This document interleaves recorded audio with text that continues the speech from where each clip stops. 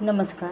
आज मी तुम्हाला चिगळीची भाजी करून दाखवणार आहे. त्यासाठी लागणारे साहित्य: चिगळीची भाजी, तेल, एक मध्यम आकाराचा चिरलेला कांदा व 7-8 लसणाच्या पाकळ्या व 7-8 हिरव्या मिरच्या खलबत्त्यामध्ये बारीक करून घ्यायच्या आहे, ठेचून घ्यायच्या आहे. नंतर कढईमध्ये तेल गरम करून त्याच्यामध्ये बारीक चिरलेला कांदा गुलाबी होईपर्यंत परतून घ्यायचा आहे. कांदा गुलाबी झाल्याच्या नंतर त्याच्यामध्ये ठेचलेले लसूण व हिरवी मिरची टाकून परतून घ्यायचे आहे व चवीपुरते मीठ टाकायचे आहे.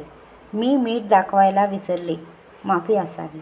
नंतर 2 मिनिटं परतून घेतल्यानंतर त्याच्यामध्ये स्वच्छ धुवून निथळलेली कापून घेतलेली चिगळीची भाजी टाकून घ्यायची आहे. ती चांगली वर खाली करून परतून हलवून घ्यायची आहे. त्याच्यामध्ये 2 मिनिटं परतल्यानंतर त्याच्यावर 2 मिनिटं झाकण ठेवून ती वाफ काढून घ्यायची आहे. नंतर 2 मिनिटांनी झाकण काढून 5 मिनिटे अशीच पाणी सुकेपर्यंत परतून घ्यायचे आहे. चिगळीची भाजी याचे इतके फायदे आहे की ज्याला उष्णतेचा त्रास आहे किंवा ज्यांना मूळव्याधाचा त्रास आहे, ज्यांना अनियमित पाळी येणे, त्यांनी ही भाजी आवर्जून दर 15 दिवसांनी खावी.